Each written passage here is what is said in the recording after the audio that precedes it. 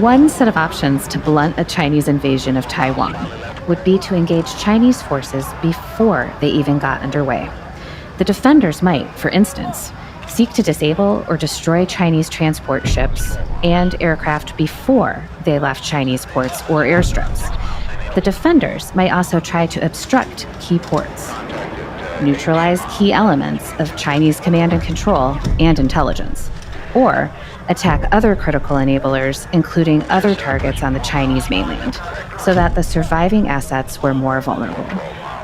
And once Chinese forces entered the strait, U.S. and other defending forces could use a variety of methods to disable or destroy Chinese transport ships and aircraft.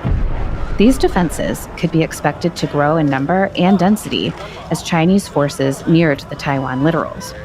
The ultimate purpose of such a layered defense would be to ensure that no Chinese ground forces actually made it to Taiwan, or that those that did survive the strait crossing were insufficient to seize Taiwan's key territory.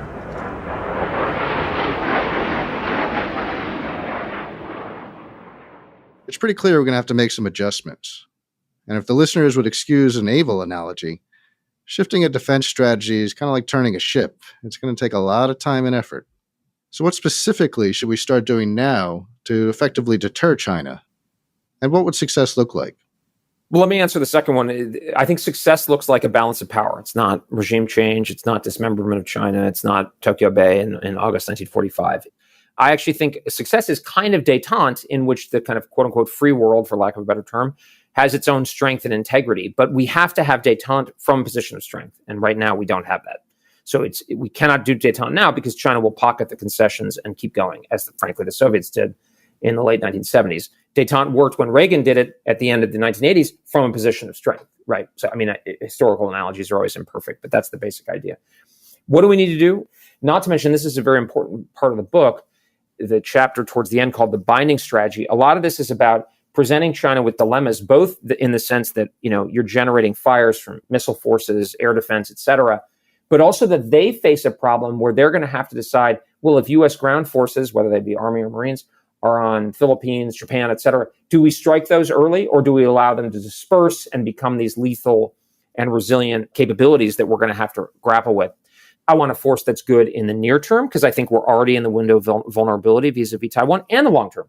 I don't want to have to choose, because China is going to probably be super strong in both those times, and I want to deter across time. I don't want a force that's only long-range strike at the expense of a forward deployed, really kind of strong forward force, like, for instance, that Force Design 2030 envisions. I want both of them, because I don't want single points of failure. Is the political will going to be there to use the surge capability? Will it be viable technologically? I want both. And that's where some of the sort of strenuousness of my calls for prioritization come from, is because I don't want to take this significant risk in the primary theater, because we have a very sort of boutique approach. Frankly, we're not even doing the boutique approach. Our best military experts are telling us that we're not on a good trajectory. So the most important thing is to grapple with the problem and do it right now while we still have a chance, particularly being able to save Taiwan. If Taiwan is lost, is Manila going to stick around? Is Manila going to implement EDCA? Is Bongbong Marcos going to stay strong? I think that's a real question. So we don't really have any time. We need to get at it.